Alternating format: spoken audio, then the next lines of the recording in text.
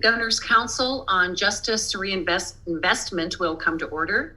It's January 7th, 2022. And so welcome to the members participating in this initiative. Really appreciate it. I'm Julie Rosen, Senator Rosen. I am co-chairing and honored to chair this initiative with Kevin Reese, who will start our introductions. Mr. Reese.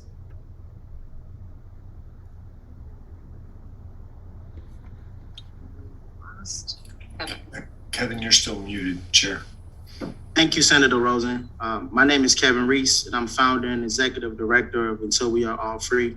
I come to this council as one of the folks who are impacted by this really important investment act from the state of Minnesota back into a community of people that I know and love oh so much.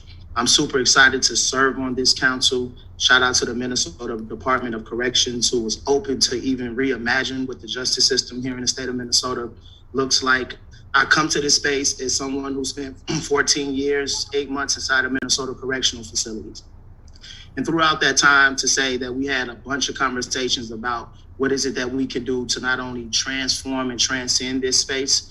And this was one of the conversations that we would have a lot amongst the people who were actually sleeping next to the cells and serving the time that is dished out in courtrooms here in Minnesota. So I'm super excited to co-chair this council, and I'm excited for the state of Minnesota and anyone else who will support seeing this happen. It really benefits us all, and I'm excited for us to get into how and why we should do it.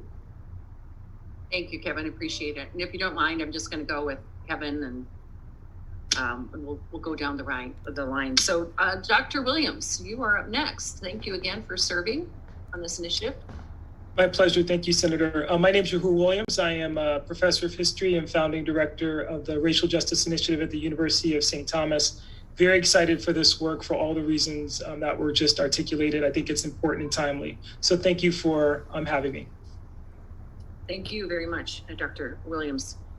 Let's see, do we have Senator John Marty online? Hi, I'm very glad to be with you all as well. I'm former, long ago, chair of Criminal Justice Committee and years later Judiciary Committee, but very much look forward to work on this. I'm excited we're talking about these issues. They're so important, and I very much look forward to participating. Thank you. Good to see you, John. Thank you. And Representative Rena Moran from District 65A. Well, good afternoon, everyone. I, too, am very happy and honored to be a part of this committee. My name is State Representative Rena Moran, representing St. Paul, District 65A. And I really look forward to this conversation of how we decide to reinvest, to reimagine our criminal justice system. So happy to be here. And Rena, can you tell them what you do at the Capitol too? Yes, thank you. Thank you, Senator. So I am the current chair of the Ways and Means Committee in the Minnesota House, and also had the opportunity to chair Health and Human Service, but more importantly, I was a core and integral part of the legislature in 2020, looking at police accountability. Thank you, Representative Moran. And Representative Paul Novotny from District 30A. Welcome, Paul. Thank you, Senator. As you said, 30A and represents Elk River Big Lake and is called retired 33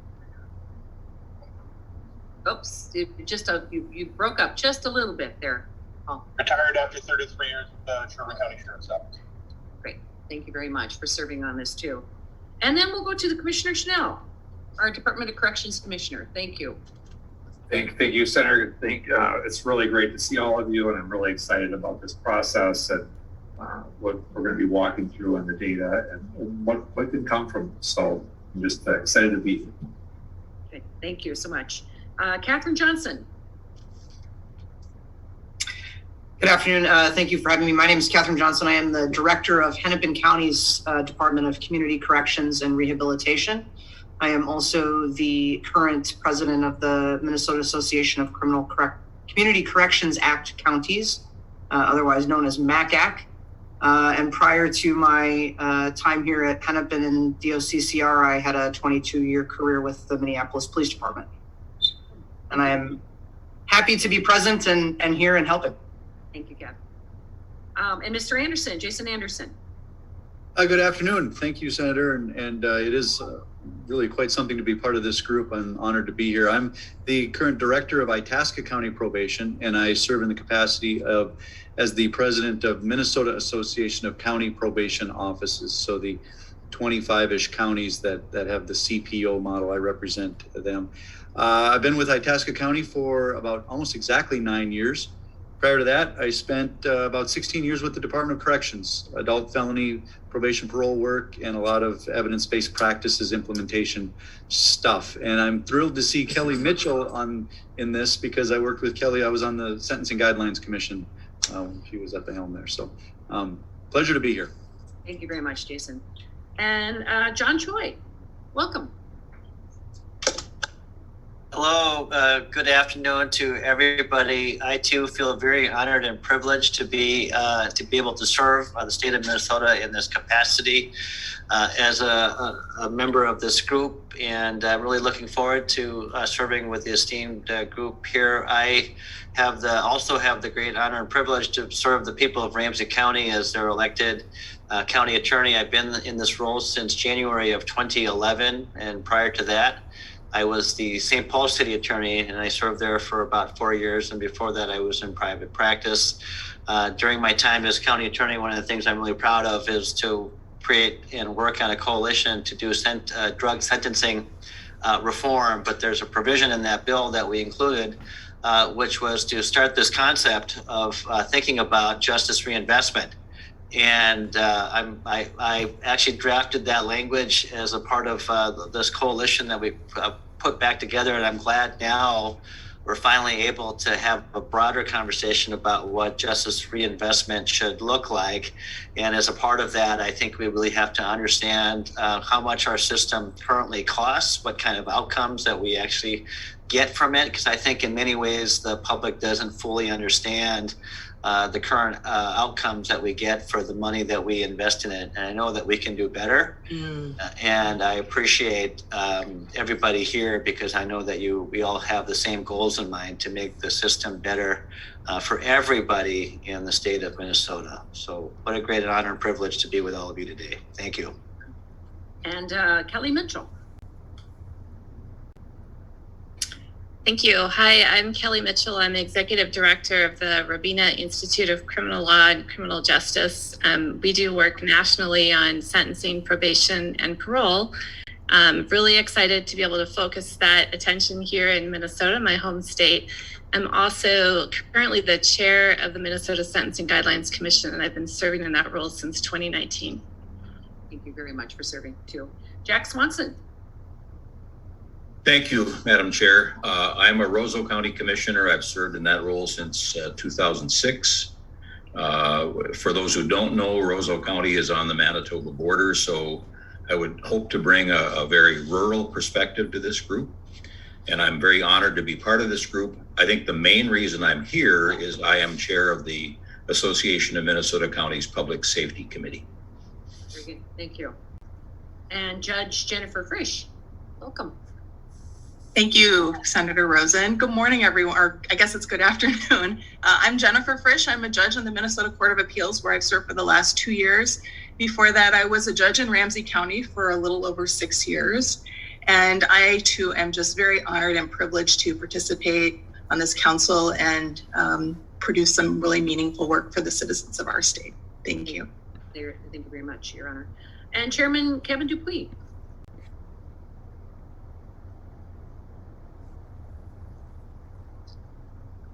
He is not on. We can come back. And then our Sheriff, Tim Leslie. Hi, everybody. I'm Tim Leslie. I'm the sheriff in Dakota County, and I'm proud to serve there. I'm proud to be on this group with you all. Before being a sheriff in Dakota County, I was an assistant commissioner of Minnesota Department of Public Safety for 7 years. And prior to that, I'm a graduate of the St. Paul Police Department, where I was there for 23 years. Paul is also a graduate as well. I look forward to it. And we manage a jail, as does the sheriffs across the state. Our jail has over 35 programs designed to provide hope for our inmates as they pass through our jail. Thank you. Very good. Thank you, Sheriff. And is Kevin Dupuy?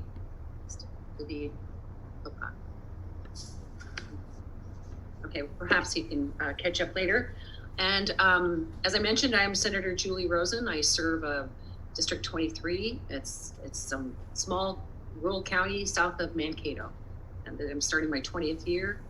I chair the Finance Committee, so I'm a partner with Representative Moran on the other side.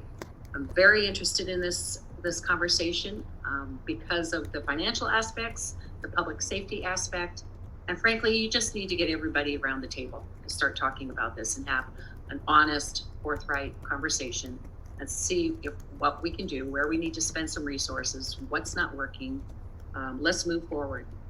And I'm very honored to serve with Kevin Reese as my co-chair. I don't mean to be taking this role on as far as navigating it, because I'm going to turn it over to CSG.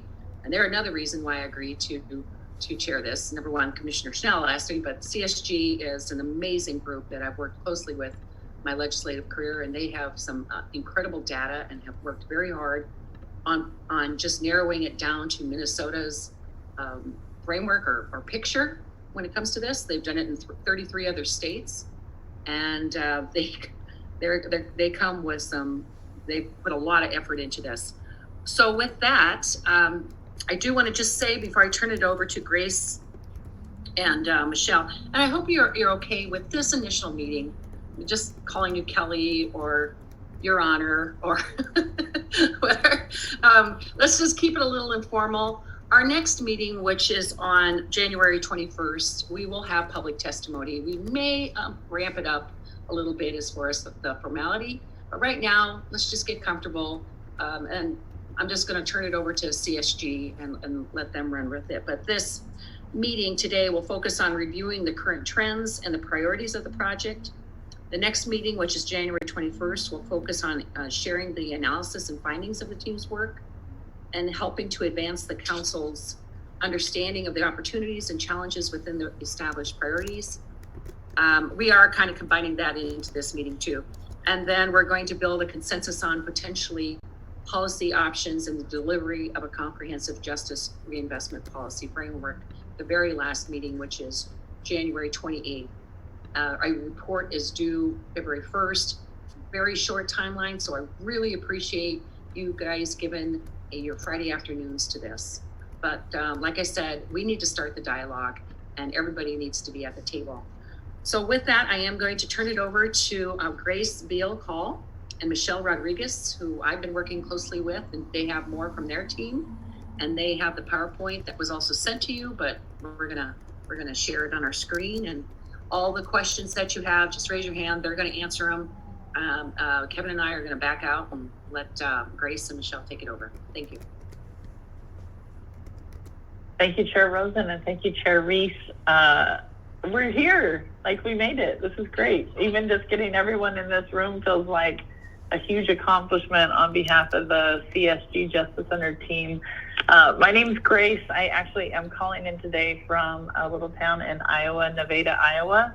But we have members on our team from all over the country that have been working remotely in Minnesota and in person in Minnesota, dating back to when we first started talking to leaders in your state about justice reinvestment.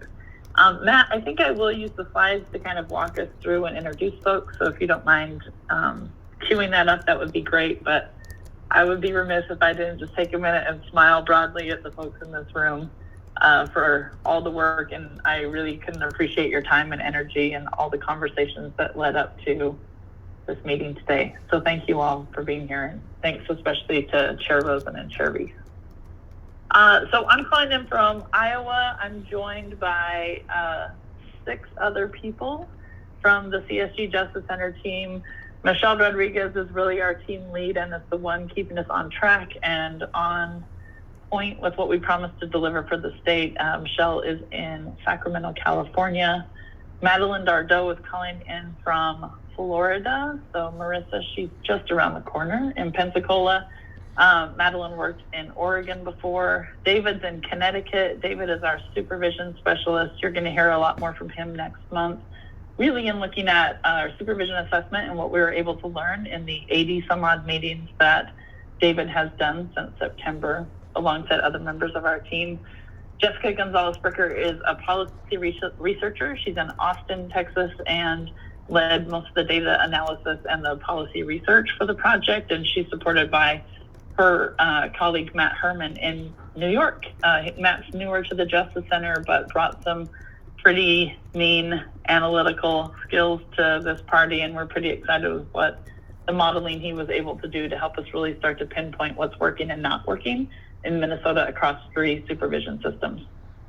Last but certainly not least is our other colleague, Carl Reynolds from Austin, Texas. Carl comes to us as a former court administrator for Texas, and he does both legal and policy advising for us. He spent most of the time on this project, not only talking to folks in the court system and judges, but also some budget analysis.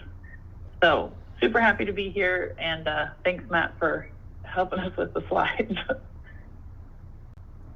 I'm going to talk to you a little bit today just about justice reinvestment in practice and in theory. We took a little bit of a different approach in Minnesota, which I love. The idea with the Justice Center is we come to you, you tell us what we want, what you want. We make sure there's bipartisan interbranch support, and then we do our best to have a fair and transparent process so people know how we're making determinations and recommendations for the state.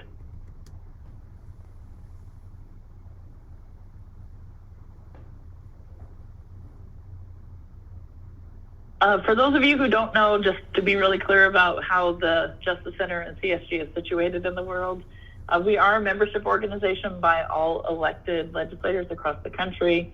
We have regional offices, they're divided, and then we have the Justice Center, which is the criminal justice arm of the Council of State Governments. But we are really proud to be a member organization, which is where we meet people like Senator Rosen and other folks in Minnesota who are active participants in our CSG Midwest office and region, I guess. That's a better way to say it.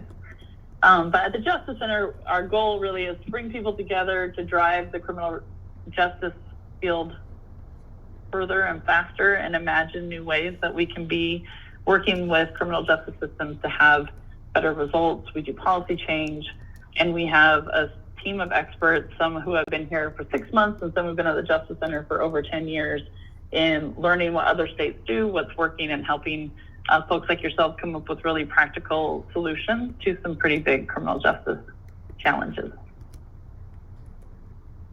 We have a couple other projects which I know folks on this call are familiar with, whether it's stepping up and looking at the behavioral health impacts of people who are in the criminal justice system, looking at the intersection through the Justice and Mental Health Collaboration Program of criminal justice and mental health and substance use, and also looking at juvenile justice through the IOU program, which folks on another, which I'll go into, too a little premature, but we talked about juveniles yesterday through the Service Delivery Working Group, and making sure that even though justice reinvestment is primarily focused on the adult population, that because supervision systems in Minnesota work with juveniles, that we're not neglecting this important part of the population. Thanks, Matt. So really, what is justice reinvestment? It's more than a buzzword or a bumper sticker. This is a whole initiative that's funded by the federal government.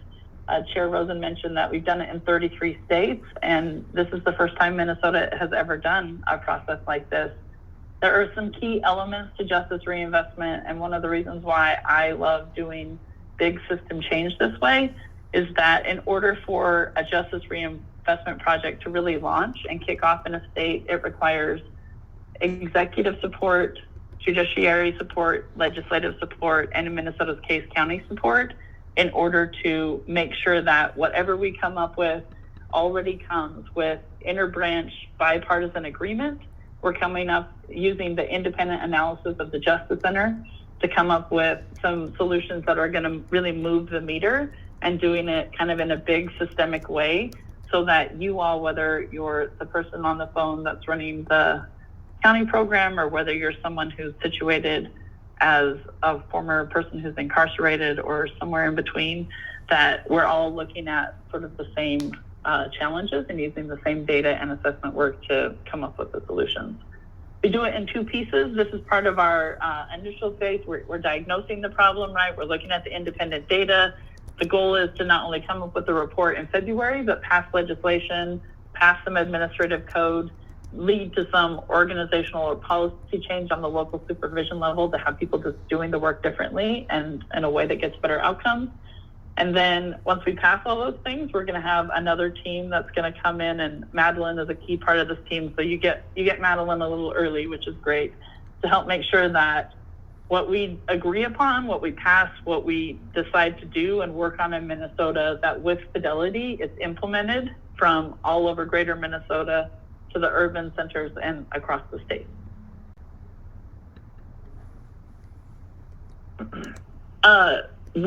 I think it's kind of, so right now, for what it's worth, we're in Vermont, we're in Minnesota, Wyoming, Oregon, Kansas. We have a limited engagement project in Iowa. And I think the piece that was so exciting about Minnesota, and a special shout out right now to the counties, especially the Association of Minnesota Counties and the MACAC folks, the CPO folks, the DOC, and the field office folks, for all the work that it took to really decide what we wanted to prioritize and what the key challenges in Minnesota are. You all are a fantastic state in that you use incarceration in a limited way, but this means that you rely on supervision, and it means that we want to make sure that the money that's invested into supervision is invested in practices that work, and that you're getting the best return on investment for the money that you're putting into this level of community corrections. The other piece that this means, right, is that we want to make sure that there's a good balance of what the state's investing into the system, and that with the shared responsibility between the state and the counties, that there's also consistency, fairness, effective practices that are happening regardless of where someone on supervision is across Minnesota. A letter asking, so, right, we do all this, we define the challenge, we work with you all, we come up with a problem statement, and then ultimately these 6 folks on the slide here requested technical assistance from the Bureau of Justice Assistance at the U.S. Department of Justice. And Pew Charitable Trust also gives a little money to this project, but they essentially have us come, they dump over $1 million into our time and energy and resources to work with you all to make sure that when we're defining a problem, we're coming up with practical solutions that are grounded in the experiences of people in Minnesota. And but this is by invitation of the governor, the chief justice, Speaker of the House, Senate Majority Leader, Senator Rosen, and the Association of Minnesota Counties. So it took a lot of agreement to get folks to look at this particular scope of work, which is what is correction spending in Minnesota, how were the resources deployed across the 3 supervision delivery systems, how's it coordinated with the other services, and is it equitable, right? Is it fair? Are people having access to the same level of programming, treatment, and opportunities for success? And are they doing it in a way that balances the county and state investment, and that the state is really investing their resources in practices that work with the people that need the most focus and attention? This is you all. You're the Governor's Council on Justice Reinvestment.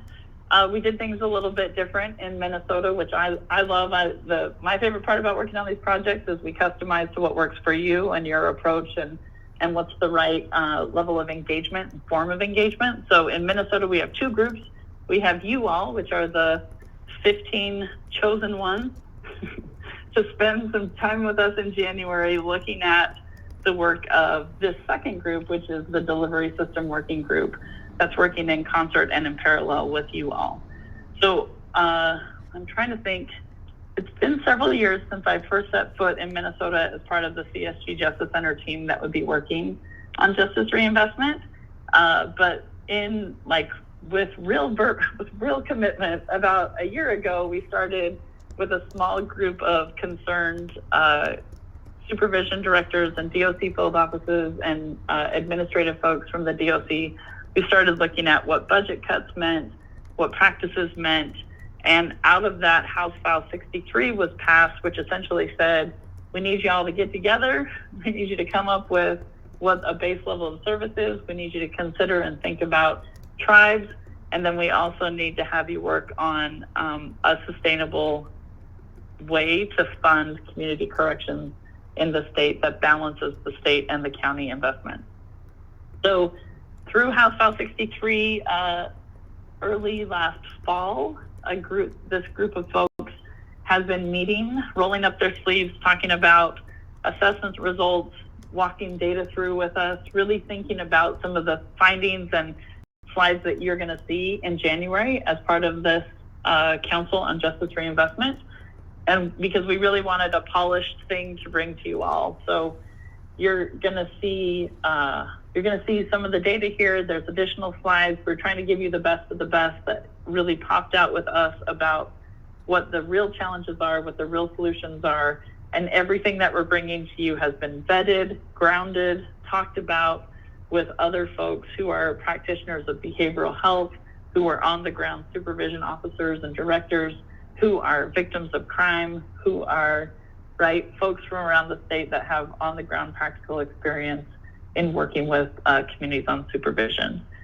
I do want to just point out two other quick things. One is we're really focused on the supervision system in Minnesota. In Minnesota, the supervision system has implications on public safety, and it has implications on the quality of life for people who commit crime, who need programming, or who need treatment or accountability, or all the things that make sure that your criminal justice system is functioning in a really tight and effective way. There are many, many things going on across this country and across the state that feed into how well the supervision system's working. And for the purposes of this project, we're really looking at, is the supervision system equitable? Is it fair? Is it effective? Are we funding the supervision system at the level that gets the results that you all want?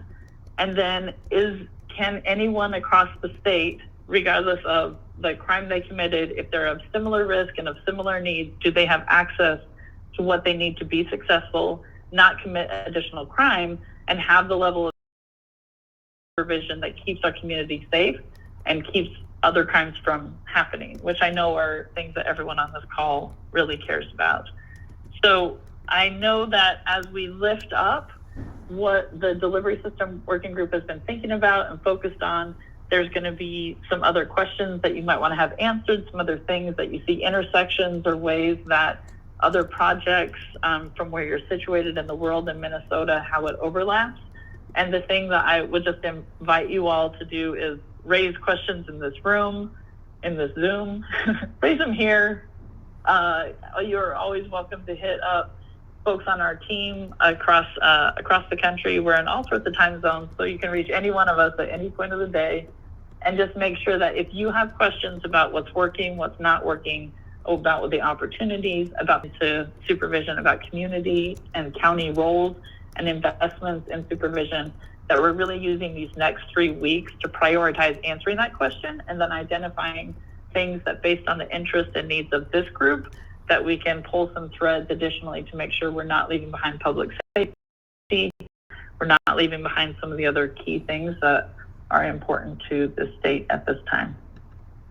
With that, I would love to introduce and welcome Jessica Gonzalez-Bricker to walk us through some of the initial sort of fundamental data pieces.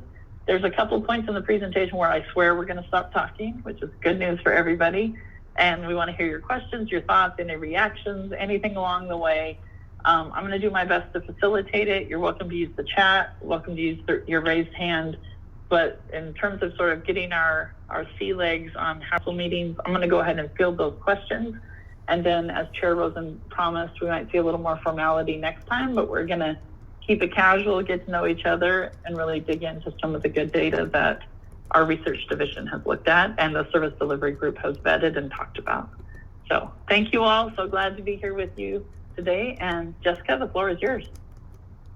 Great. We're going to spend just the next few slides talking about some of the background of the criminal justice system in Minnesota. So there's a lot of work that Matt and I have done regarding probation, and we did a really deep dive. But we're going to take one step back before we get to that, and that will be in our next presentation. And we're going to talk about some of the higher level stuff. So justice reinvestment focuses primarily on the back end of the criminal justice system. And that's everything that happens after arrest, charging, trial, or plea. And those are things like sentencing, probation, prison, and supervised release. And that's what we focused on here in this state. There are two types of community supervision in Minnesota, or two main types rather. Probation, which is an alternative to or in conjunction with incarceration, and then people on probation may be serving a term for a felony, gross misdemeanor, or misdemeanor offense. For felony cases, probation is often served in lieu of a prison term. Supervised release is a little bit different because it's community supervision for people who are released from prison and is for felony offenses only. People who require greater supervision are placed on intensive supervised release here in the state. A unique feature of Minnesota's community supervision is that there are 3 delivery systems available for counties to choose from. There are community corrections agencies, or CCAs, that provide probation services to all offense levels. Departments of Corrections agencies provide probation services to all offense levels and felony level probation in CPO counties. CPO counties, or county probation officer agencies, provide probation services for juveniles and adults with gross misdemeanor or misdemeanor sentences. And here's a map that shows you just how spread out and how varied the state looks when it comes to the selection of supervision delivery systems. Another unique feature of Minnesota's probation system is that it is one of just 12 states where the state is not solely responsible for operating probation. Through our work at the Justice Center, and Grace mentioned it a little bit ago, many members of this team have worked in some of those states. Carl has worked extensively in Pennsylvania and Texas. Carl and I both also spent a lot of time working in Ohio, and Grace and Madeline have worked in Oregon. So we have some experience with probation systems that are not centrally run. Given Minnesota's sentencing guidelines, Minnesota has a low incarceration rate. It is the 5th lowest in the country. That said, with so many people sentenced to probation, Minnesota has among the highest probation rates in the nation. About 1 in every 50 adults is on probation supervision. This reliance on probation differs compared to other low incarceration states. So we see here that Maine is ranked 2nd lowest in its incarceration rate and has a probation rate of 600 per 100,000 adults. And Massachusetts has the lowest ranked incarceration rate in the country, and they have a probation rate of 949 per 100,000 adults. Meanwhile, Minnesota has a probation rate of 2,427 per 100,000 adults. So when you take that high probation rate into account, Minnesota has the 11th highest rate of correctional control in the United States. And this shows you all of the different places or all the different rankings that Minnesota has in the country when it comes to their incarceration and probation rates. The scope of that correctional control is vast. So on December 31st of 2019, more than 121,000 people were involved in the criminal justice system. And the number is actually closer to 122,000 people. All of the bars here in dark blue demonstrate the population that is residing in the community. And that's more than 105,000 of that 122,000 people. So that's 87%. This proportion shows the need for high quality community supervision across the state. One of the focuses of our work is to tell you more about the population involved in the criminal justice system. And one of the things that we noticed was that Black and Native American people are overrepresented in probation, supervised release, and prison populations. You'll note that while white people make up 85% of the state's population, they make up only 64% of the probation population, 62% of the supervised release population, and just over half of the prison population. On the other hand, Black people make up 6% of the state's adult population and 18% of the probation population, 27% of the supervised release population, and 38% of the prison population.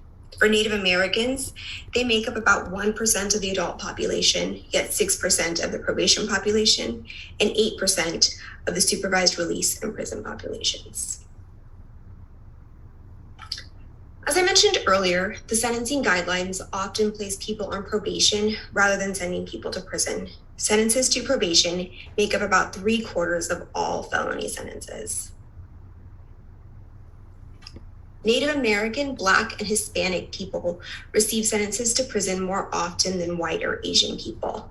Just 21% of people received a prison sentence between 2017 and 2019.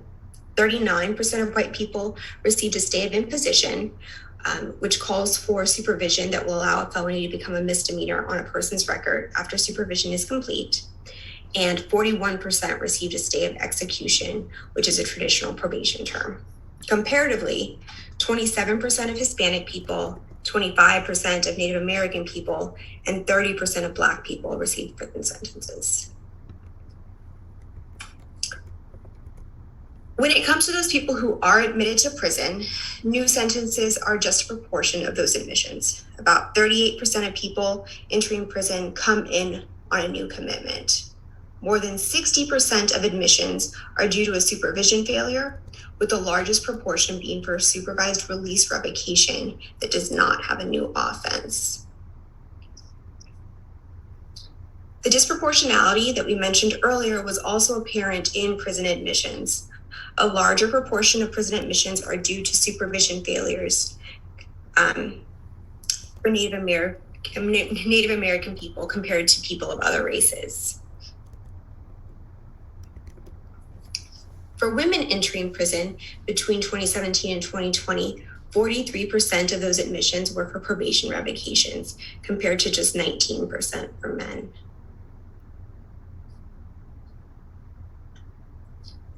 Because of the state sentencing policies, the overwhelming majority of people leave prison on supervision. Less than 10% of people are discharged without a form of supervision. And in recent years, Minnesota's probation population has declined due to a decrease in people on misdemeanor probation. So between 2011 and 2020, there was a 53% decrease in people on misdemeanor probation and a 17% decrease in people on gross misdemeanor probation, but the felony probation population increased 1%. When we think about where that population is supervised, more than 70% of people are supervised by CCA agencies. CPO agencies supervise 11% of people, and DOC agencies 18%. CCA agencies supervise nearly 3/4 of the felony probation population in the state. So again, Minnesota's system is not centrally supervised. The largest probation agency in the state is Hennepin County, followed by the Department of Corrections, Ramsey County, Anoka County, and Dakota County. So for each of those counties, about 40% of the probation population are people on felony cases. Yet more than 60% of the DOC's probation population is for people on felony supervision. We also decided to take a look at the offense history or the offense categories for people in each delivery system. We see that 15% of that DOC probation population is for people who are serving probation for a violent offense, while that figure is lower for CC agencies and even lower for CPO agencies. Nearly half of CPO probation cases were for DWI, while that figure was 35% in CCAs and 18% in DOC agencies. The makeup of each delivery system differs by race and ethnicity. You'll see that CC agencies have a larger population of Black people on supervision, 21%, while DOC agencies have a large population of Native American people on supervision, 9%. These differences demonstrate the opportunity to provide culturally responsive services. And I know that was a lot, but to recap, despite Minnesota's low incarceration rate, the probation population is high, bringing Minnesota to the 11th highest correctional control rate in the country. More than 3/4 of all felony sentences are to probation, and more than 90% of people released from prison leave on supervision, demonstrating the need for high quality supervision across the state. Black and Native American people are overrepresented in the criminal justice system, and more than 60% of prison admissions are due to supervision failures. Local supervision agencies like CCAs and CPOs supervise the overwhelming majority of people on supervision. And now I'm going to turn it to Carl, who will speak a little bit. Sorry, Grace, questions?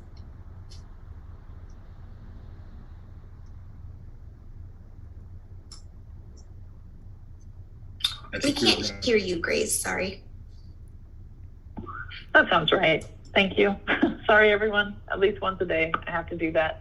We're going to take a quick pause before Carl goes into some of the budget stuff. And while you're sort of thinking about what Jess shared with us, ask questions. And I see you, Senator Marty, and we can just kind of talk about some stuff. I do want to let you know, too, that if you see me leaning on CJ or Jason or Commissioner Snell or Commissioner Swanson, it's because they're members of the service delivery group that also join us on this, on the council. So they've seen the data and are happy to answer some of the direct questions. And one more housekeeping, Senator, I apologize, is that the slides are headed your way here shortly. So, Senator, it's all yours. Thank you. Just real quick questions in the very helpful presentation. When you talked about the high number, I think it was 60% of the prison admissions were revoked probation and so on. I was just curious, how many of those folks were in prison, then they were on supervised release and it was revoked? I didn't catch the difference between probation and supervised release in that number. And also I wondered, like, you said 60% of the admissions, but what percentage of the population is much smaller percentage of the population, I assume, because they're probably shorter terms? Yes, that is correct. So new commitments for the time period of 2017 to 2020, that was about 38% of the population. And those release revocations, so those people who had been on supervised release or intensive supervised release and returned, that was a larger proportion, almost about 40%. A large proportion of that group of release returns were for no new offense. So those are people that have been on supervised release or intensive supervised release without a new offense, about 35%. And then 5% of those, and another 5% had a new offense. And then finally, probation revocations made up about 22% of admissions during that time period. And on that very high number with no new offense, those were the kind of things, the probationary violation was drinking or something they weren't allowed to do, or is it hard to categorize what they were? So we actually have the greatest deal of information about those people who were on supervised release and then returned to prison. A lot of those people ended up having it was a drug violation. I'm trying to think of what some of the other ones were, but like they weren't living in the right place, residency violations. It was a smattering of those things. I can pull up that list from another presentation that we just gave actually last week and put those in the chat. But yes, there are a lot of those sorts of violations in that mix. Thank you. Just, and if I could just add, Senator Marty, that at any given time, this is pre-COVID, about 25% of the prison population was made up of returnees, whether that was probation violators or release violators. And roughly that was tended to be a bit more on the probation side. So about 14%, these are rough, like 14% were probation violators, 11% release violators, 25% was made up of people revoked on probation versus Thank you, Senator. Commissioner Swanson. Thanks, Grace. You know from our previous meetings, I'm not shy about asking questions. So I have two. First one, the term supervision failures would, on its surface, would seem to suggest failure by a field service agent. So can you help me understand? I'm assuming that isn't what it means. So help me understand what that term means. Thanks, Commissioner. CJ, you're shaking your head first. So I'm going to let you take the first run at it, and then I'm happy to add. I should know better than to shake my head. What it means is that the individual being supervised did not successfully complete the conditions or did not successfully extricate themselves from the system. It is not a reflection on the work of the supervising agent necessarily. And I say necessarily because we all know that there are times, but no. The term supervision failure is a reference to failed to meet the conditions and therefore had a violation, that kind of stuff, not necessarily about the agent. How'd I do, Grace? You did pretty good, CJ. Thank you. Appreciate it. And Commissioner, does that answer your question? Did you have It does, another? and I appreciate that, Okay. but I just, the phrasing seems odd to me. My other question is kind of a broader one. So Minnesota has a relatively high correctional control rate across the nation. Low incarceration, high supervision numbers. I'm just wondering, is that for this group, is that a basic problem? I guess where I'm going with this is, correctional control in my mind is not necessarily a bad thing. And so that's what I'm asking this group, if they would maybe weigh in on, to be 11th in the nation, is that terrible? Thanks, Commissioner. And I turn that to the group. I'd be curious how you all would answer that.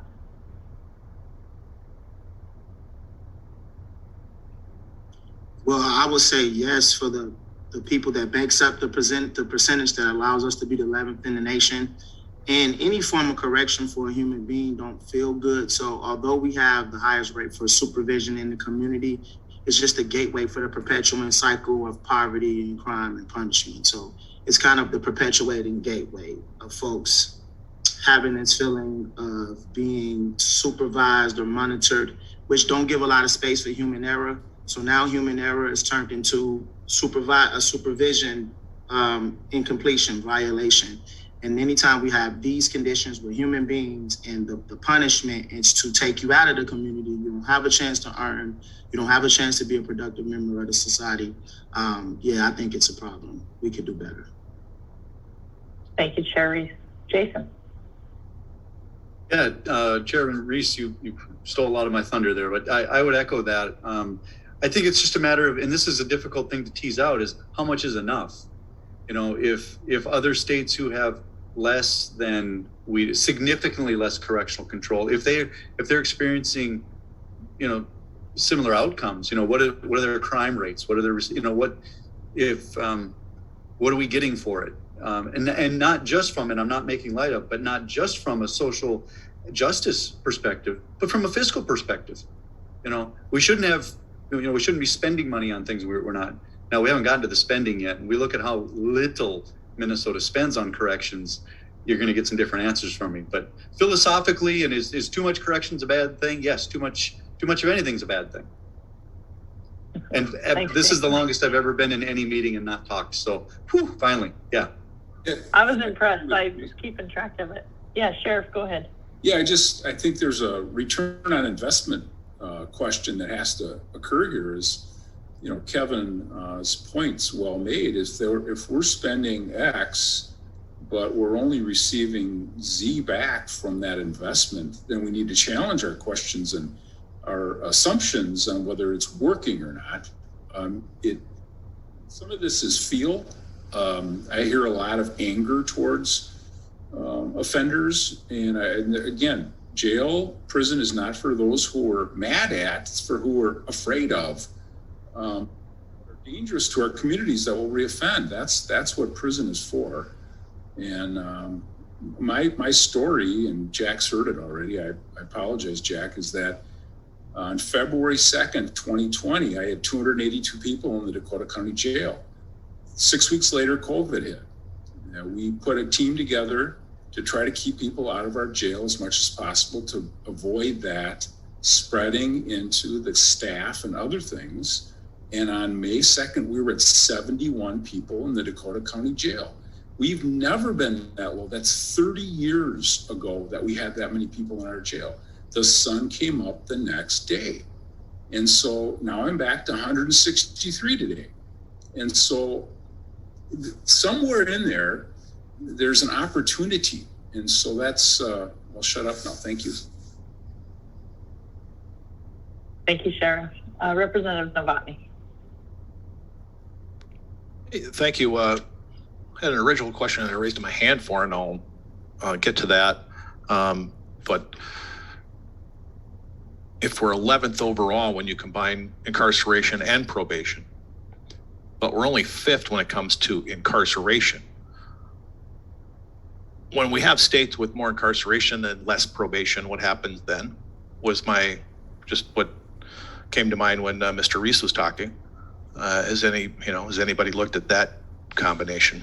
The thing that I am concerned about, and I want to make sure that we address this, is slides 26, 27, and 28 are talking about the racial disparities. Is there any thing that's been found in the research that would indicate that the same crime with the same amount of criminal penalty, the same amount of points that you have in the system for the same, if the same race, the same points, the same crime, have you found any indication that there's a disparity in sentencing across the board or county by county? A great question, Representative. And I'm going to take a quick summary run, and then Matt or David, if you want to jump in, please help me. But the piece I'll offer, and the spoiler of some of the questions that have come up already, is that we did a deeper dive into some of this, and we're happy to share the next round of data with you as well, that I think really gets more to the apples to apples comparison of where the disparities are in the system in Minnesota as far as it relates to supervision. Because what you're asking the right question, which is like, if we look at people committing similar offenses or having similar condition violations, if race is the only distinction, right, then how do you sort of equalize or create that fairness scale that brings things better into balance so that our responses are consistent regardless of race or gender in particular, right? And so I don't know, Matt did our modeling that gets us to apples and not just a fruit basket. So I don't know, Matt, if you want to add to that, or David, if you want to jump in. And then I want to make sure, Representative, that answered your question. To Grace's point, yeah, in future presentations, we can talk a little bit more about some of the more complex statistical techniques we did to look at some of those differences. But actually, I'd love to hear from Carl and or Kelly a little bit more about the sentencing guidelines, because I think that formulation, at least in terms of sentencing, has helped to reduce some of the disparities that we might otherwise see by race.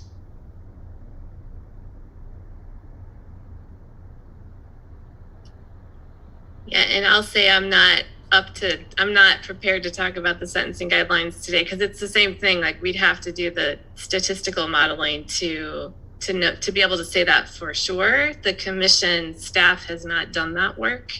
I have done some of that work at the Robina Institute, but I've mostly done that on the revocation side. And that's where I can say that for sure I have seen racial disparities in who gets revoked across the state. Anything, or David, are you jumping in? What I would say is that pattern is typical across the country, almost everywhere that we have looked, that sometimes for the same crimes, sometimes for the same violations, depending on what you're looking at, that if you are a BIPOC individual, it is more likely that you will be sentenced, or you will get a longer sentence, or you will get violated earlier.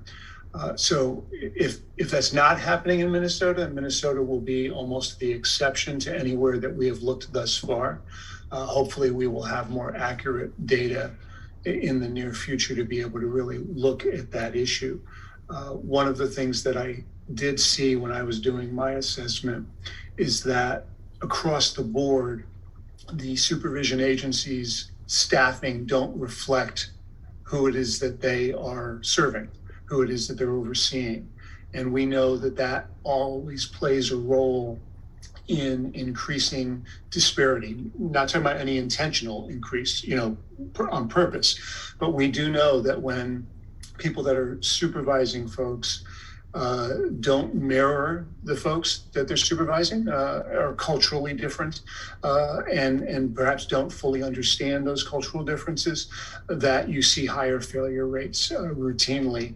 And that's not to blame the officer. It has to do with that issue of just not understanding the differences in how people respond, the differences in how people are reached and understand what it is that they need to be doing. And so we'll be talking more about that as we move forward down the road in terms of some thoughts and suggestions about how to improve that. Thank you, David. Dr. Williams. My comment goes back a little bit. It was about the question about whether being 11th was problematic. I just wanted to amplify what Kevin and Tim Leslie said in this regard.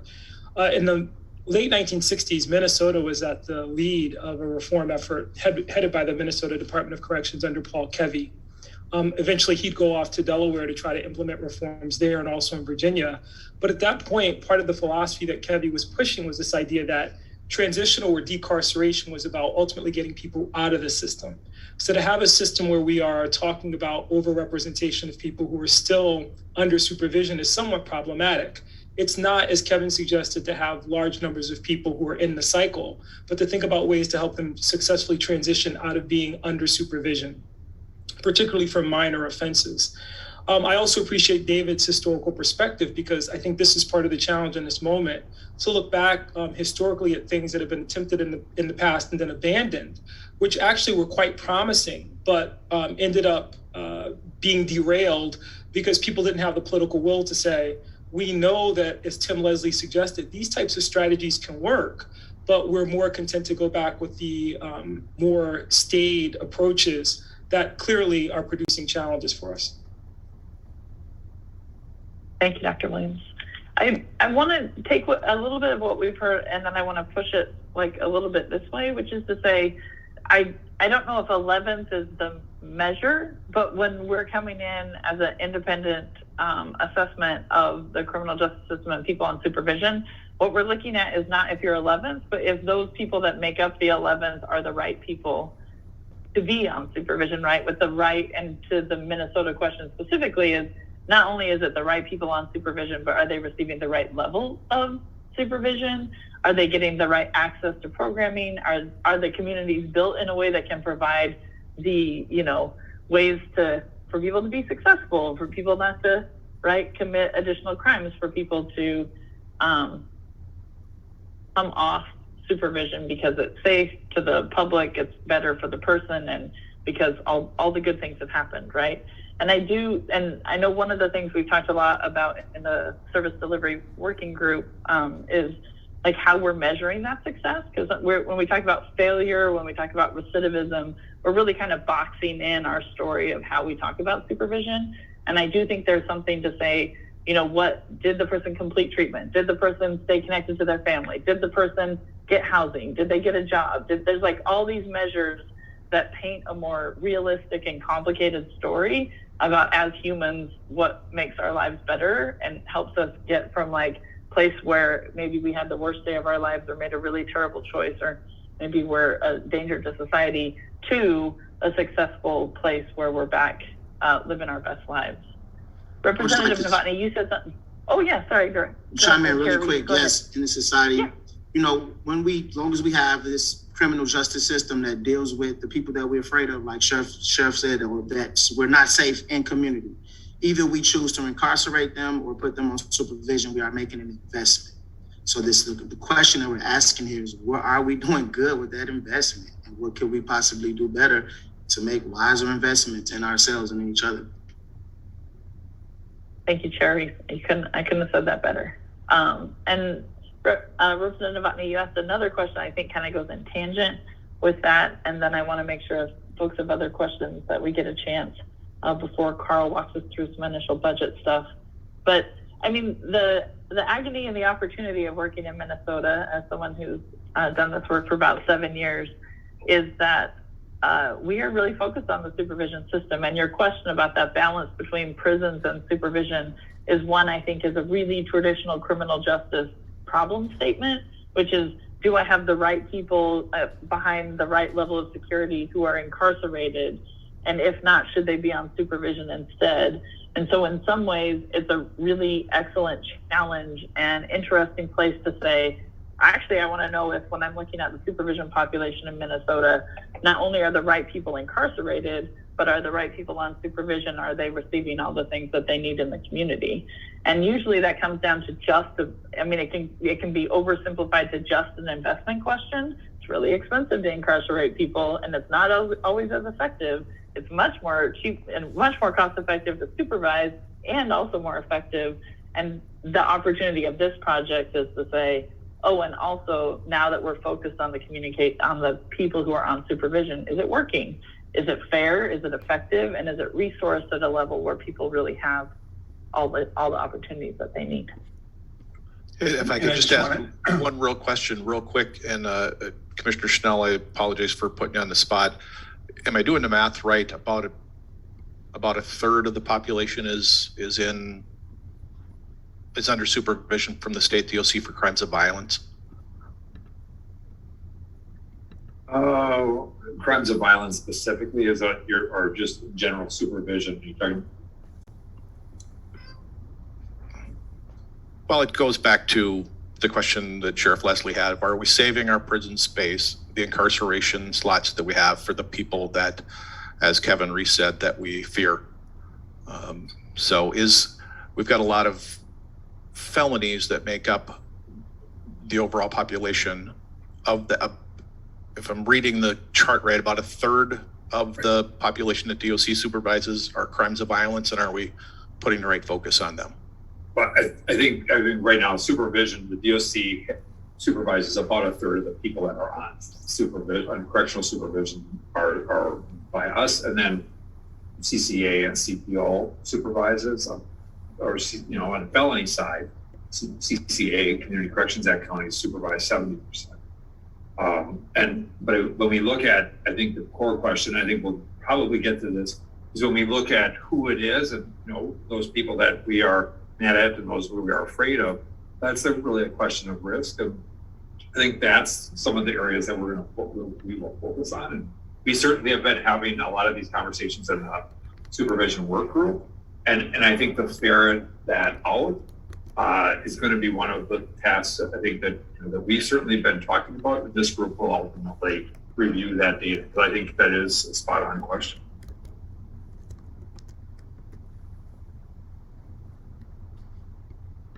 Thank you. Thanks, Representative. David, were you going to jump in before I give it to Carl? I was actually just going to make the point about supervision is more cost effective when it is effective, and that's sort of a key issue. And to sort of boil it down, when supervision acts as change agents, you get better outcomes. When supervision acts as containment, you get worse outcomes. And I mean this globally. To be clear, I'm not talking about Minnesota's supervision agents. I'm just saying this in a global way. And that's important, because to just say community supervision is more cost effective if everybody's failing, it actually isn't, and it's feeding a bigger problem in terms of prisons. And so that's why we focus so hard on what is the best way to provide community supervision to get the best outcome, to move folks out of the criminal justice system and not keep them trapped in it. Thanks, David. Commissioner Swanson. Thank you. Just one more quick one, Grace, and you touched on this, and I think David did as well. But in terms of success with supervision, much of it is based, in my opinion anyway, and this is a rural perspective, much of it is based on the kind of services that those folks on probation need. Often it's mental health issues, often it's chemical dependency issues. And honestly, in greater Minnesota, those things are essentially non-existent. And so, and I'm guessing that in the metro, they're probably not real rampant either. So at any rate, I just want to tease that out. Thank you. You're absolutely right, Commissioner. When at the end of the day, things like mental health, substance use, effective mental health, effective substance use treatment, employment, gainful employment, meaning real employment, housing, are massive supports. And we're going to talk a lot more about that in probably the next meeting or the one after that. So we certainly will talk about the need for those things. Well, and the other thing that we're going to get to explore during these conversations is not only by geography, but also by judicial district, also by supervision system, right? There are a lot of things that influence and drive who's on supervision, what they're on supervision for, and what they have access to. And I think that that's like the magical question, is not inherently that 3 supervision systems is bad, but when you start to divide and conquer by geography, by judicial district, by supervision system, what we start to see are different outcomes. And what we want to do in Minnesota is there an investment that gives us more consistent treatment, more effective supervision responses, and better outcomes ultimately for what the state's investing in, what counties are investing into the system. So I think that's the magical, like the sweet spot of what I think we can address if we do our job right here. Grace, I have one comment. Yes, please, Sheriff. I can throw things out like mad at versus afraid of kind of thing, and we do have circumstances in the Dakota County Jail where individuals are sentenced to the jail to serve their sentence, and at the end of their sentence, they turn to their correctional deputies that they've been working with and say, "I don't want to. I'm afraid to leave." And I'm afraid that I'm going to go back out and I'm going to reoffend. I need the structure of this environment to be successful. I'm woken up every day. I have things to do. I'm reading my books. I'm sober. All these things are working right now. I'm super afraid to go out. And so to the judge and the county attorney that are on this call, I can't imagine what it feels like to take that risk or not when you sentence someone, right? You're just trying to discern if this person is going to be a danger to society or not. And so I don't want to lose that by me being, throwing quips out that are meaningless, because I don't sentence people. So thank you. Thanks, Sheriff. I'm sorry I missed your hand a little bit, so thanks for speaking up.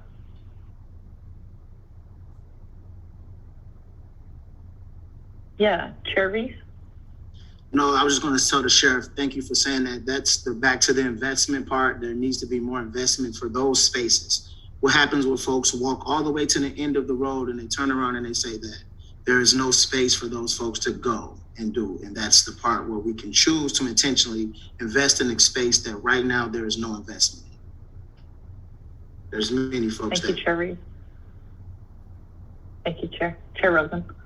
Yeah, thank you. I just think too, we're going down a really interesting, fascinating conversation. There are a lot of great programs out there that have had investment, that are new, or that have been implemented in various parts of the state that I think we need to tease out also, because you have 3 different probation systems. One size, one umbrella isn't going to fit all, but they're at the Capitol, what we've done on mental health and SUD, and there's some great programs that perhaps just need to be supported further. So what we know, we don't know kind of thing, but there's a lot in place. It just needs to be supported and work adjusted for the right situation in the right county, basically. Absolutely, Senator. And also specializing in working with this population, right? Because sometimes we have those great programs, but it's not necessarily customized or responsive to the needs of someone that's unique to also being on supervision. And also, how do we build them out, invest more, make them more available? Couldn't agree more. Absolutely. Thank you, Senator. And Grace, if I could just comment on that too. It's kind of like substance abuse treatment. You can't treat a 15-year-old who's addicted the same way as you're going to treat a 40-year-old who's going through his 12th treatment program. So it has to be adjusted. It can't, one size does not fit all for offenders, for people that need some help. Yep, 100%. Thank you. Senator Marty. Yeah, I wanted to follow up on something both that Senator Rosen and Commissioner Swanson said earlier. When we're talking about the services, he said, a lot of the trouble is that in some of the rural communities, mental health services, chemical dependency treatment is just not available. And to me, when we look at how this all works. I'm not so concerned if they're MCAC counties or MACPO or whatever. It doesn't matter. It seems to me that whichever system it is, the problem is probation, supervised release stuff can do certain things, but if we don't have the backup programs, if we don't have the services people need, we're not going to succeed, period.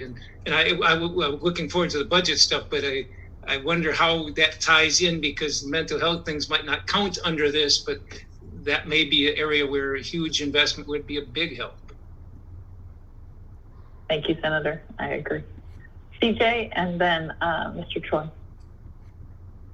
Yeah, I'm going to piggyback on what Senator Marty just said a little bit and say that my colleagues who have agencies in the rural parts of the state certainly feel the pinch differently than we do in the metro in terms of access to resources. But I'll tell you that resources aren't sufficient in the metro either. We have a lot more of them for sure, but I will tell you that the need is greater too. And so in terms of the resources to help people successfully extricate themselves from the system, to Sheriff Leslie's point, I'm scared to go out there because I don't know what there is, and this helps me. We don't have that space, and in a lot of cases, our supervision agents end up trying to be that space, and don't have anywhere else to refer people, to send people. I think about specific things like inpatient sex offender treatment, for example. There's one in the state, right? Outside of St. Peter, right? There's one. There are not resources for mental health from adolescents through adults. The age group is irrelevant. There are not sufficient mental health resources. And if you can get, if you talk to the folks at the Hennepin County Jail, if you can get access to mental health resources for the folks that are sitting in the Hennepin County Jail who shouldn't be there because the only reason they are is because of their mental health status and because of the lack of programming to help them avoid the criminal justice system, I think those kinds of investments are valuable. And again, it's across the state. It's just different levels of need and different things that are needed. Thank you, CJ. Mr. Troy? Yeah, I wanted to tag on to something that Senator Rosen talked about the one-size-fits-all systems that we oftentimes try to employ. I think that's one of the biggest problems that we have in our justice and correctional systems, that we impose one-size-fits-all solutions to trying to drive better outcomes. In many ways, it's just, our work here, as I'm listening, it seems to be that we're going to focus on the supervised release and the revocations. And I think that's a great place to start. But I also think that we need to have a conversation about what actually happens in prison and what happens in our jails. To think about the time that's spent there and whether or not what we do in terms of if we wanted to try to reduce revocations to be more successful, right? To think about what can we do to think about how to actually drive better outcomes even before they're on supervised release. I think that's a piece that I don't want to miss, because I also think that what happens in prison and what happens in jails could be improved. I think Sheriff Leslie talked about some of the needs of maybe the people that are in his jail. And I think that we should think about ways to support that. If there are ways to address the addiction and the mental health, and we have, again, a one-size-fits-all type of correctional system. And so oftentimes the jail may not be equipped, or the prison's not equipped to address the mental health issues or whatever it might be. So I just wanted to throw that out there. Thank you, Mr. Troy. Commissioner Snell. Just on John's point, I think it really is about we function as a system. It is a criminal justice system that I think when we think systemically about the ways in which we connect all of the work that gets done by the full range of the system, whether that's at the prison, down to supervision, in the community, the roles of the courts, the prosecutors, law enforcement, it is really that entire system, and the more effective the more we work as a system, the better our outcomes are going to be as a whole. And I think that's one of the great opportunities here is to think about this side of it, but how does it all fit together, as John really just talked about, that we have to protect the challenges and problems that our communities face, whether it's mental health or whatever, as a system to achieve better outcomes. Thank you, Commissioner. Chair Rosen. Yeah, thank you, Grace. But the entire system is predicated off the idea of checks and balances. So we have to have the checks and balances just to make sure that there are consequences for the violations. It seems like we're starting to get, peel this conversation away. You've got the mental health, SUD. What kind of services are they going to receive? And we've done some amazing things at the Capitol. To my colleagues here on the Zoom with telehealth and different ways of delivery that COVID brought to us, that we have to do things different. The Yellow Line projects that are out there about mental health assessment before you are incarcerated. I mean, the list goes on and on. We just need to share the wealth, start this conversation, but I still think it all goes back to public safety, checks and balances, and delivery of these services that are earmarked for that particular population. And they might have different needs depending on the population and the age and the ethnicity. Thank you, Chair. You all are raising up such good places, and I think to kind of build on where you were going, Chair, is that there's a grand intersection. And one of the opportunities that we have with just holding out the supervision system and saying what's working in our CCA, our CPO, our DOC counties, what's the access by judicial district, by geography, by person, how's fair, it intersects. And I think you're going to hear from David some information about coordinated case planning and the strength of supervision officers being able to do that with the folks they're working with. You're going to hear about how some of these things intersect, and the prisons and how some of the prisons and jails feed into this is not lost on us. And I think the opportunity that we have in the next 3 weeks is to keep track of some of those additional pieces, wouldn't it be nice to add this layer or think additionally about this? And then hopefully by the end of January say, hey, we have these 3 or 4 other questions that are really key and bump up against the supervision problem statement that we're prioritizing for January, and then see what we want to do next. Because I think, if people care and there's interest, we have some additional, this council is under the direction of the 15 members on it, and that's why we got you all together. So I appreciate the pieces that our team can help keep track of. Thank you. Representative.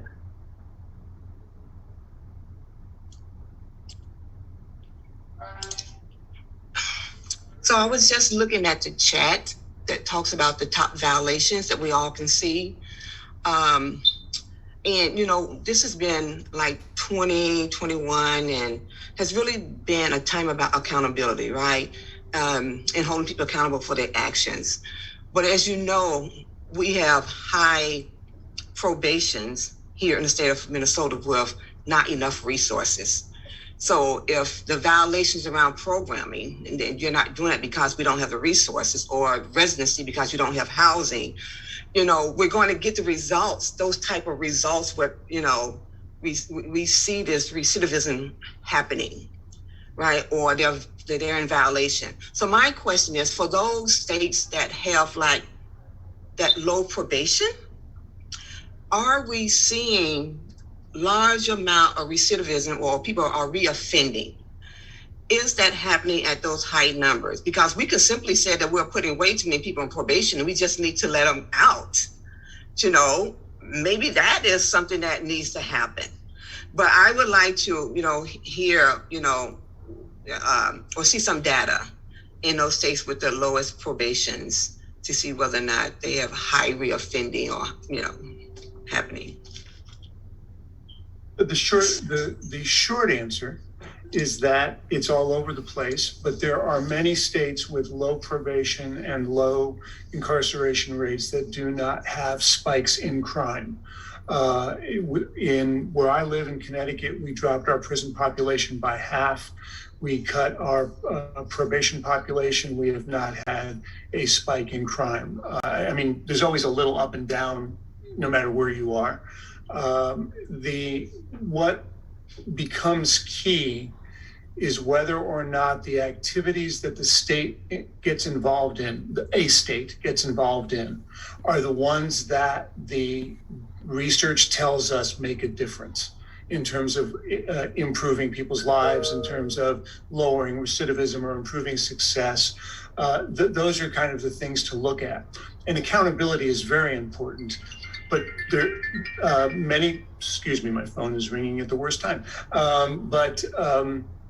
Sometimes we confuse accountability with opportunity. Sometimes we confuse accountability with motivation.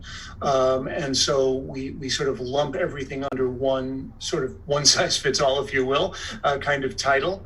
And we are not as effective as we would like to be in terms of how it is to make sure people get the right things. We're going to talk a lot about issues related to coordinating case planning, housing issues, mental health issues. You have some really good things in Minnesota.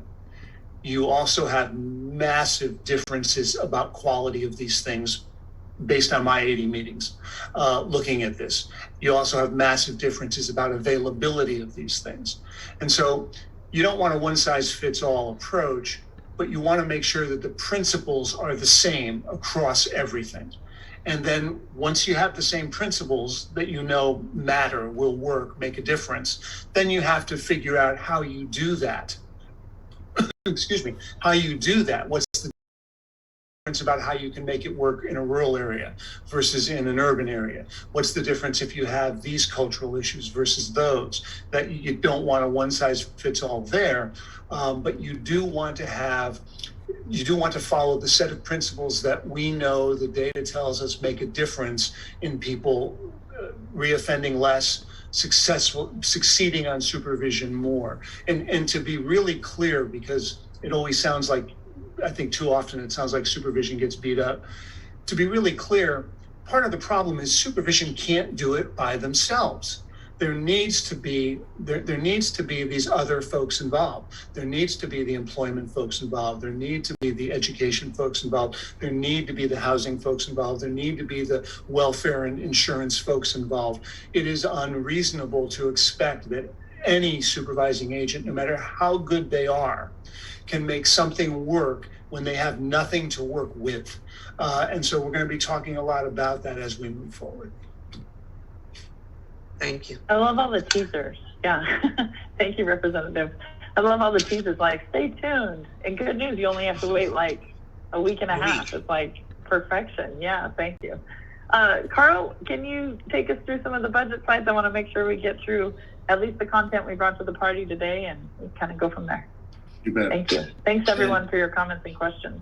Yeah, I wanted to start out by saying that several of you at the outset mentioned that it was a privilege to be on this group. And I have to tell you, it is such a privilege for us at CSG as staffers to get to be in these kinds of conversations. I mean, this is what it's all about, is really figuring this stuff out with groups of practitioners and policymakers. And, you know, every once in a while we get to have these great moments where we're in these just really high level, terrific conversations. And this is one of those moments. So I appreciate being here. It's a privilege for us as well. I wanted to mention that Grace mentioned working towards this moment for a couple of years in Minnesota. I actually was in the vanguard of that effort in 2015. John Choi, I don't know if you remember, but you and I met back then. And I think that's when I first met Kelly Mitchell as well. So we've been flirting around with Minnesota for many years and really wanting to get in and work with you all. So it's this for us, it really is a culmination of a long effort of engagement with your state and looking at what's happening in your state and really being interested. So say a little bit more about these budget issues, which are fairly central to the project. Go ahead, Matt. This is a chart from a publication that I bet our legislators on the call will recognize. This is from NASBO, the National Association of State Budget Officers.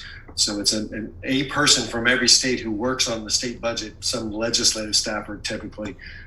They get together and they do these great reports that really give you a good sense of what budgets look like from state to state in all kinds of details, different policy areas, et cetera, et cetera. And one of those areas is corrections. And as it turns out, Minnesota spends the least amount of any state, the smallest percentage of the general fund budget of any state on corrections. That's not a big shock because of your sentencing guidelines and this long history of propelling a smaller proportion of people into prison than in many other states. So that's a big feature of why you're spending less on corrections.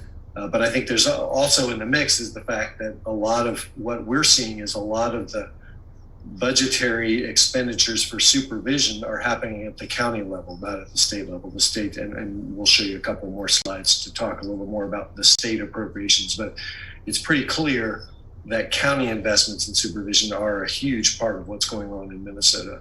But this is just an interesting depiction of all the states. And by the way, this is general funding, general fund state spending. If you looked at total state budgets, Minnesota would be in the same place on the chart. So it's a real thing. Go ahead, Matt. Over the last few years, again, state DOC budgets over the last few years broken up into a few categories: prisons, community services, and operations support. Pretty steady growth in the corrections budget over the years, but stronger growth, not surprisingly, frankly, on the prison side. And I used to be the counsel for the prison system here in Texas, and I saw this year in and year out. When the corrections folks go to the budget sessions, they've got to worry about the people that they have custody of, that they are literally responsible for feeding and taking care of, healthcare, et cetera, et cetera. And those costs are extraordinary, and they really drive the budget and a lot of the conversation about the budget. And that is true in Minnesota as well. There's this obligation to care for people, and certainly prisons, for better or worse, enjoy the bigger portion and the bigger growth in budgeting over the years. So on the left of this slide is the entire state budget, and the little red slice is what you guys do as public safety and judiciary, the group of agencies and functions in state government that are lumped under public safety and judiciary as a budget, which comes out in this case in House File 63. That was the budget for that slice. So in the middle of this page is the House File 63 public safety and judiciary budget. Department of Corrections is 42% of that, by far the largest proportion of that particular budget chunk of the state. And then on the right side of this slide, the corrections budget is split 73% for incarceration, 22% for supervision, both by the state and by way of subsidies provided to counties for supervision, and then a small proportion that goes to regulatory and other functions that are less in scope for our purposes. So this pie is looking at the last red slice that I talked about, the 22% of the DOC budget. That's this whole entire pie, and that budget is split. 58% of it goes to counties in the form of subsidies and grants. We'll say a little bit more about what those different line items are that pass out to counties, but close to 60% is going out to counties, and 22% is directly spent on the budget for the field services component of the Department of Corrections.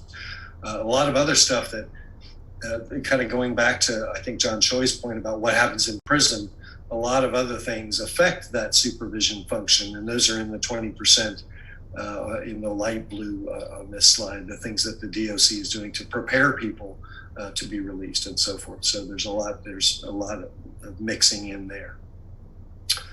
Go ahead. So this is just a quick look at the line items, or the funding streams that the state provides to counties. By far the largest of those is the CCA subsidy, $66 million. The subsidy itself is about $61 million on the right-hand side of this page. And then there's a number of other line items that CCAs receive funding for. There's a small sort of pilot program, this alternative to incarceration grant. There's some reentry halfway house grants and a small scale, big chunk of money that goes out to CCAs for intensive supervision. And so CCAs and the DOC sort of split the function of intensive supervision of people coming out of prison. And actually by statute, 50% of the money that's appropriated for, at least 50% of the money appropriated for intensive supervision release has to go to CCA jurisdictions to be spent by them rather than staying within the DOC. And then you have these 5A on this list is these remote electronic alcohol monitoring grants. And this is something I've been kind of curious about. Those grants go out to both CCA counties and CPO counties. Remote electronic alcohol monitoring. I think all under the auspices of the same company. I'm not sure about that, but the state is parceling out money to different jurisdictions so that they can participate in that program.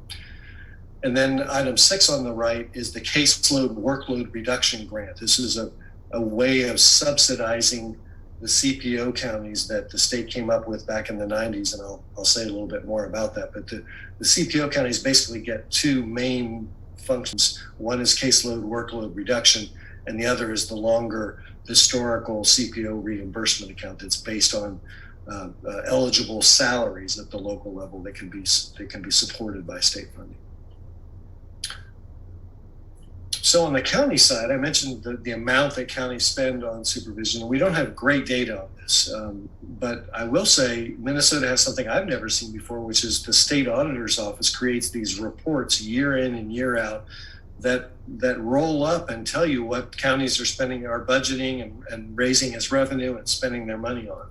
And so they have, within those reports, there's a public safety line item. So we can see that counties overall in Minnesota in 2019 spent 16.6% of their overall expenditures were on public safety functions. Now, public safety is broader than supervision, quite a bit broader than supervision. It certainly includes sheriff's offices and so forth. So this is not a good look at what counties are spending for supervision per se, but it is an indication of how significant that is as a feature of what counties are dealing with. So if you read these comments about the way the funding system works, these different sort of critiques that we have heard in the last year and a half or so, 2 years of talking to folks in Minnesota, this is kind of a trick. All of these quotes are drawn out of reports that were published back in the 90s. In fact, I'm going to just ask Matt to go to the next slide. This is a timeline of the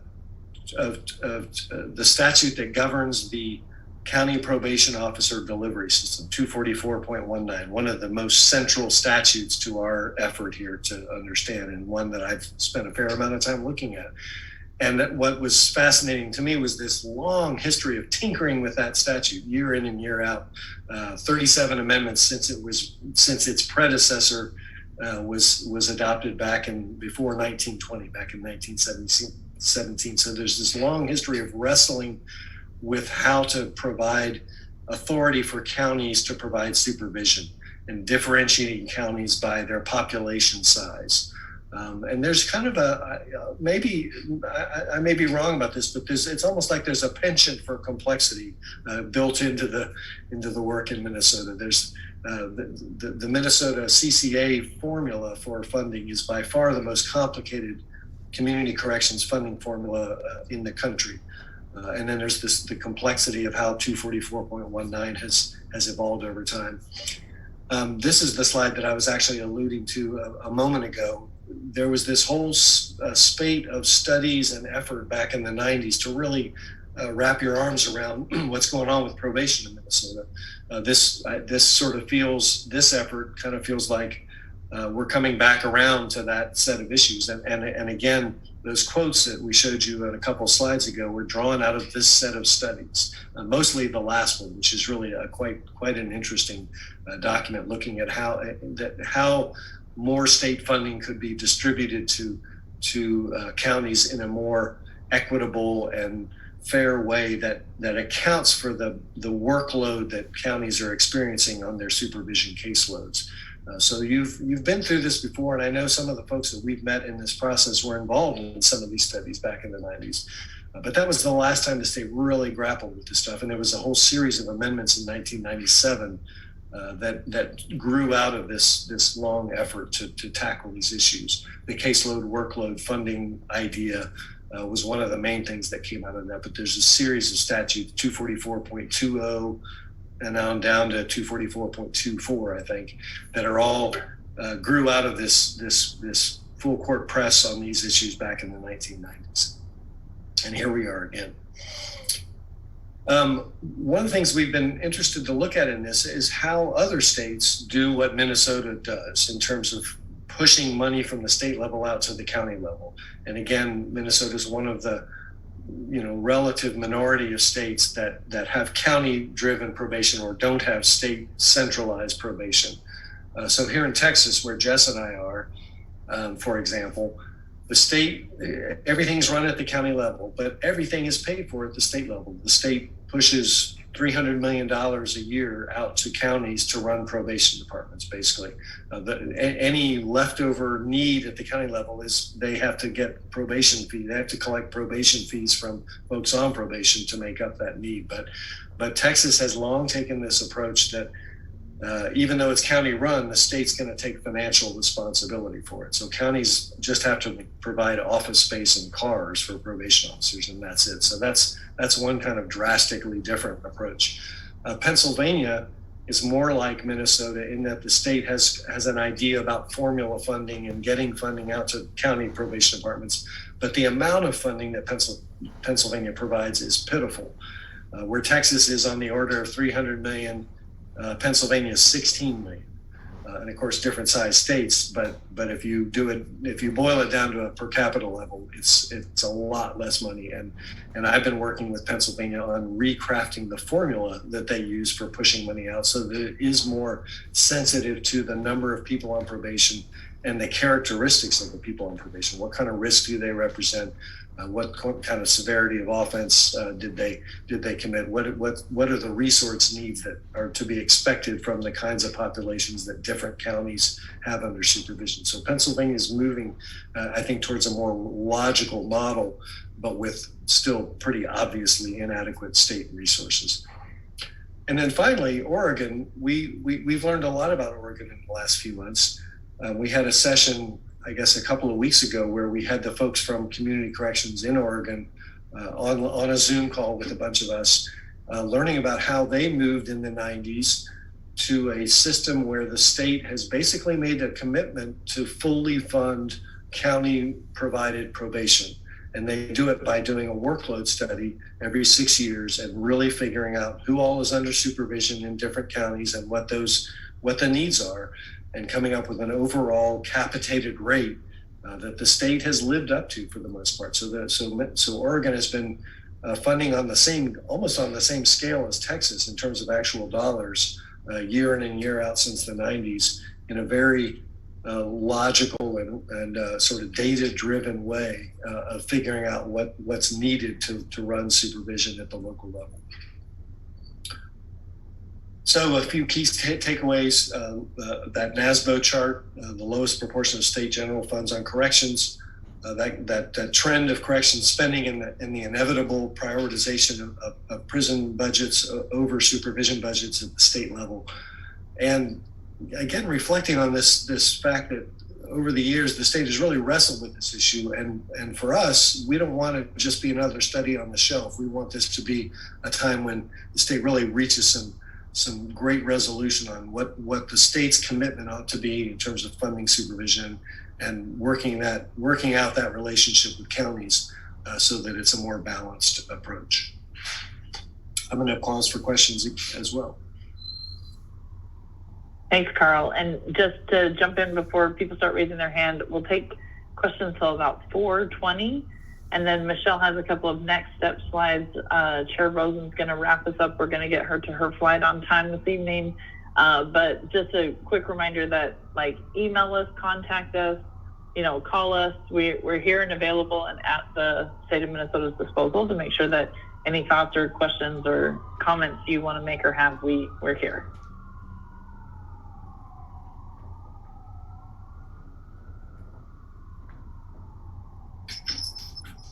Yeah, Commissioner Jack. Commissioner Jack, that's new for me. And then Senator Marty. Commissioner Swanson, sorry. Just Jack is fine. Great. So this is for Carl, I guess. In some states, there are some performance measures tied to the funding formula, I'm guessing.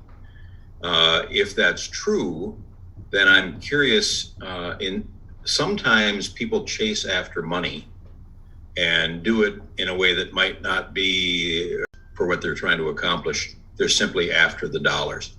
So I guess I would caution that we look at that whenever we come up with whatever formula we're going to come up with. Good point. You don't want to create the wrong incentives for reaching funding. And I'm assuming that you noticed that on that slide with the whole map of the country, that a different approach that I didn't elaborate on is the idea of performance incentive funding that some states have adopted, maybe California most notably, but a number of states. In fact, Texas adopted a version of performance incentive funding, and no one ever asked to get the money. They were so nervous about the disincentive of losing funds if they didn't live up to their commitments that no one has ever asked. But performance incentive funding is typically structured around the idea of limiting the number of revocations to prison over the previous time period, essentially, measuring how much revocation activity is happening and trying to disincentivize that with the funding formula. Thank you, Carl. Senator Marty. Thank you. And I also have one for Carl, and that is when you showed we were the bottom in terms of spending on correctional things. I was just curious if you factored in, and you may not be able to, but if you factored in the county expenses for it, and again, when you showed the county ones, how much of it was for the sheriff versus for probation and so on. But if you factor that all in, is there any rough idea? We'd be a lot higher in how much we're spending, but other states are too. Is it roughly the same proportionally, or would we be looking would we be in a different place if you counted local spending as well? Great question. I have no idea, and I would just be guessing. Okay, thank you.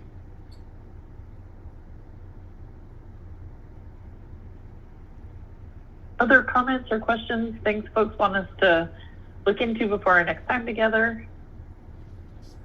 Grace, I would just say,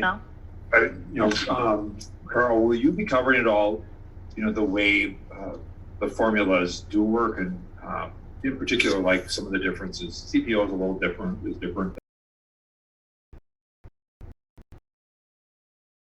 formula.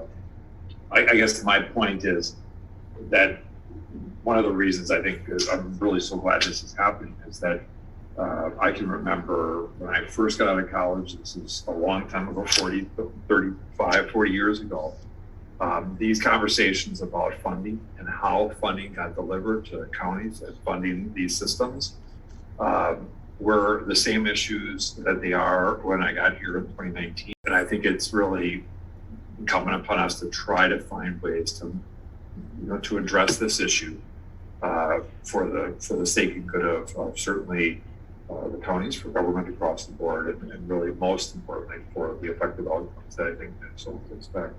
So I'm really glad that we're here and that addressing this issue in a way that hopefully moves us forward over the long haul for the good of everyone. Thanks, Commissioner. Yeah, and if I tried to give kind of a quickie version of how some of these other states work, and if there's an appetite for learning more about some of those, I'm happy to go there in the next round. Thank you, Commissioner. Representative Novotny. Yeah, this is not something that I expect anybody to answer now, but when you look at this data, will you be able to tell us, what is the most effective way, what combination of probation and incarceration is most effective at reducing crime, and then tying that into the budget issue? What percentage have you seen as the best percentage? If a state spends more, has there been any research to moving from as we are in the bottom to a mid-range in actually getting to the goal of reducing crime? And I just hope that's our goal here in the future. If we have less people committing crimes, we'll have less people for this commission to deal with. Well, I hate to be the one that can't answer questions, but I be very surprised that sort of that would be like the $65 million answer to me, if there were some kind of golden rule like that. So I'm not going to promise that that's something we can come up with. I do think we can help Minnesota better right size what the state's commitment is to supervision, but I'm not sure that it's going to be with the kind of mathematical purity and outcome sensitivity that you're hoping for. Well, at some point we're going to go further. Be nice. So we've got a little bit of time before our next meeting. If you could come up with anything like that, I would appreciate it. Good question. Thanks. I do think what we will be able to do is to tell you what the research tells us works and how much of that you have going on and what you don't have. And so that would be one way to think about what it is or where it is that you should be putting funding. So I do believe we'll be able to do that. As far as the clean numerical piece, I certainly would be beyond anything I could do. And I'm guessing that's true for any of us. Thanks, David. Thanks, Carl. Representative Moran. So this is going to be exciting. So, I am really, I don't know if this is appropriate, but it's good to know that we are incarcerating less people, but we are in some ways maybe have just way too many people that we're putting on probation. And I'm going to make an assumption, I hope you can help me with this, that those who are on probation is for less violent crimes or egregious crimes, because I can't see people being on probation for egregious crimes. And so if we put people on probation, my hope is that as we talk about the principles, the set of principles that we're going to lead through, is that one of those principles, I hope at some point that we're looking at how those who are on probation can live good, healthy, thriving lives. And we have created a process that is moving them into that direction, right? Which means that we have to have resources available, because we don't want to set people for failure to only go back to be incarcerated.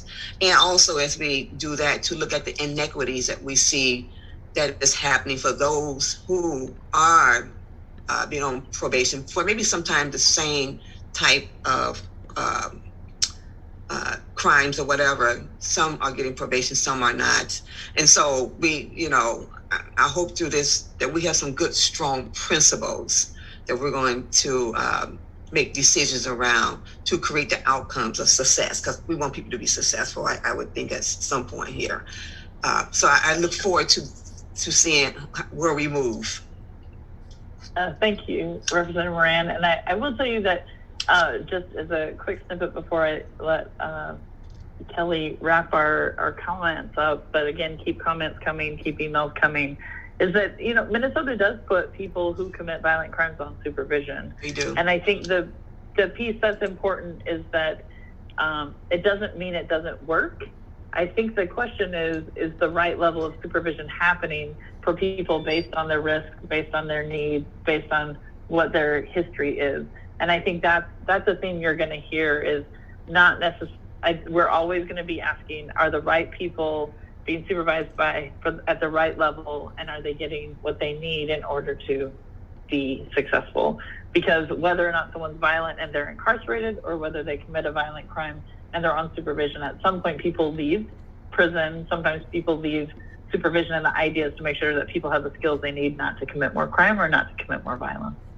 Maybe we can define violent crimes, because I'm interested in what those are. Yes. What that looks like. That's a good point.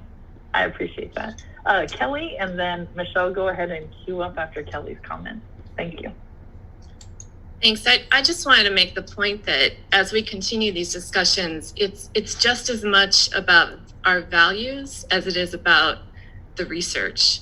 When the Community Corrections Act was put in place in Minnesota over 40 years ago, it's because we had the value that people would do better if they stayed in the community than if they went to prison. And since then, research has shown that prison can be criminogenic. It can actually lead people to committing more crime. So I think we made the right call 40 years ago. But I think what we're grappling with today is we've become over-reliant on supervision. We haven't maybe put all the attention or resources that we need into it to make it effective. And we haven't done this large-scale review of how it's working in a long time. And so I want us to keep on the table a discussion about those values. I think talking about it as principles is the same thing. I think I'm saying the same thing that Representative Moran just said. So I just wanted to make that point.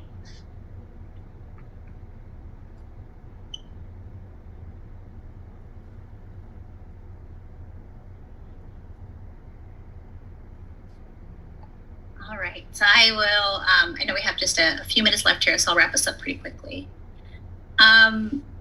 Thanks, Matt. Okay, so, today's presentation, we really tried to lay the foundation for the budget and the data analysis to kind of frame the conversation that we're going to have over the next several weeks.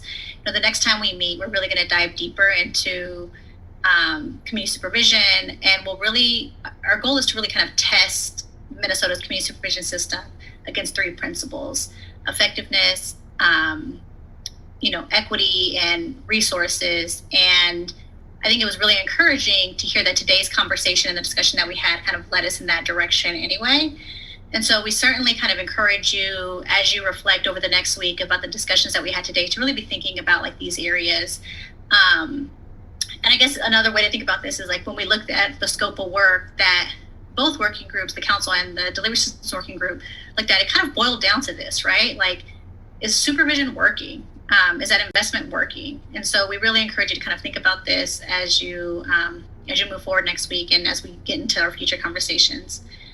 And our team, you've heard us kind of talk back to how much we've been working in the state. We've been working and learning about all things Minnesota for many, many months, and really in earnest since about September of 2021. And that's looked like a lot of different pieces. A lot of state and local stakeholders have participated in several activities to help us in that learning, which, most certainly has included data analysis. And we've been looking at, sentencing, prison, and probation data, much of which you saw today, and that we'll get into more depth in our next presentation. But also wanted to point out that we secured data sharing agreements in all 87 counties in Minnesota, which is something we haven't done in another state before, gotten full 100% county buy-in. I think that really speaks to the dedication that folks at all level in Minnesota have to improving its criminal justice system. So it's really, really encouraging for us to see that level of buy-in, and I hope that that level of encouragement you guys share it. We'll continue working on stakeholder engagement, reaching out to several different parties. There's a handful of y'all that we haven't met with, and so you should probably expect an email from us in the coming days to kind of schedule some one-on-one time to kind of learn more about what you care about, what you think is important, and any kind of follow-up comments you have to today's presentation. David mentioned earlier a supervision assessment that he started back in September, I believe, to meet in August, to meet with 4 to 5 agencies in each delivery system, totaling kind of 15 agencies altogether, which meant 80 plus meetings with 100 plus people. And that included staff in those probation agencies, people on probation, behavioral health providers in those areas, really getting an understanding of what it means to be on probation and supervised release in Minnesota. And then finally, getting a taste of what we did with Carl's presentation of just like an assessment of kind of the policy and funding pieces in the state. And so we've been doing that for the past several weeks, and we'll continue to do that moving forward. So this is kind of a calendar of our meetings and deadlines. Today is our first meeting here as the Governor's Council on Justice Reinvestment. For transparency purposes, we have kind of the previous meetings we had with the Delivery Systems Working Group. So if you are interested and curious about how often we met and the kind of activities we engaged with that group, it's listed there above in light gray. And then just pointing out some of the pieces we have moving forward. Next week, we are working on a behavioral health summit. And not to spoil some of the things you will hear in future meetings, but through David's assessment, we really learned that like behavioral health was kind of a big component in people's success on probation, right? Their access to services, meeting with a lot of folks on probation who had mental illness, like severe mental illness. And so really wanted to dig deeper on like, what are those challenges in the state? What are the access? What are the barriers to access, and what can be improved? And so having those discussions next Tuesday and Wednesday, if folks are interested, we're happy to kind of send over that invite. I realize it was kind of, our meetings were kind of back to back here, but if there's some interest in seeing what that looks like with the agenda, we're happy to kind of share that. And then also next week on the 13th, we have our final wrap-up meeting with the Delivery Systems Working Group, and where the Governor's Council will kind of pick up from there on the 21st and the 27th. And Chair Rosen kind of mentioned this at the top of the hour with us together, but we would have a report to the legislature by February 1st. So very quick timeline laid out here in detail for y'all. Happy to answer any questions about any of this. And Chair Rosen, yeah, please. Yes, thank you, Michelle. Is there not, I know you offered to Kevin and myself to at least listen to the Behavioral Health Summit. Is that open to the rest of the members? Totally.